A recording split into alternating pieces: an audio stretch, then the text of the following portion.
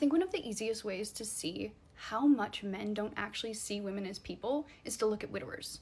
Like, do you know how fast those men remarry just to have another warm body in their bed and someone making warm meals for them?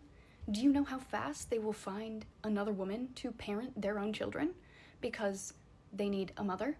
And so it doesn't matter that they are that child's actual parent, and it doesn't matter if the woman they find is not that kid's actual mother, because it's all the same to them, because women mother.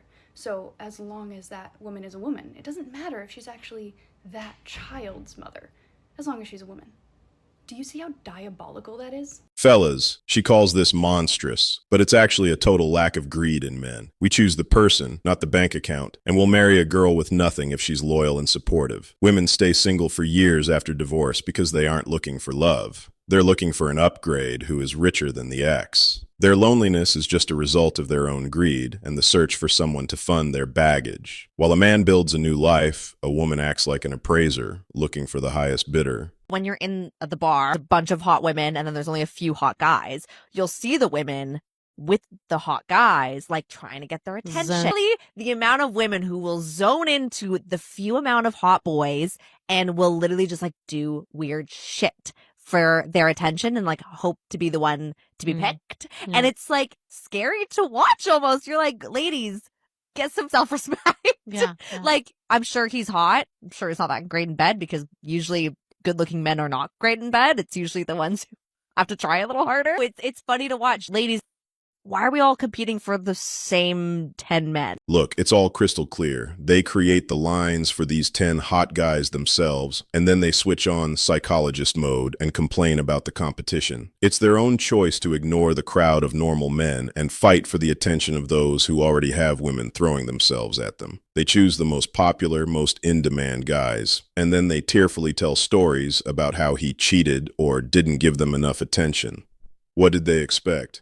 If they pick the guy the whole bar is hunting for, it's weird to be surprised that he takes advantage of his position. He cheated? Of course he did. They chose a player and a pretty boy, knowing full well that everyone is all over him. Their advice about self-respect is just an attempt to mask their resentment. As long as they keep crowding around the same 10 guys, they're just confirming that everyone else is a non-entity to them. So they shouldn't ruin men's lives with their accusations. They are simply living in the world that these women built for themselves. These men will sit here and be like, oh, I need a bitch that's not ran through. I don't want a bitch that's fucking running through all these men. Motherfucker, the only thing that's running is your dick to the side. Crooked ass Pete though. Every night before you go to bed, you literally have to bitches online, okay? Fucking whores.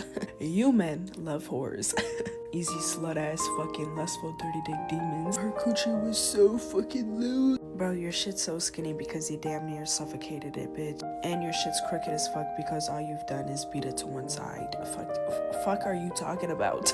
When a woman starts screaming about your genitals and how you spend your time before bed, it's a classic sign she's out of arguments. If she's ranting about crooked parts and porn, it means she has nothing of substance left to say. She's losing it because men have started demanding purity and a low body count. Instead of facing reality, she tries to shame male physiology. It's the screeching of someone who no longer passes the filter of a high-value man. It eats at her that men only want to provide and protect, like in the old days, in exchange for modesty and loyalty, not for shouts of, "Don't tell me what to do," or "Get a delivery service." She wants all the perks of the past with all the freedom of today, but it doesn't work like that. This flood of filth is just a desperate attempt to devalue a man's choice.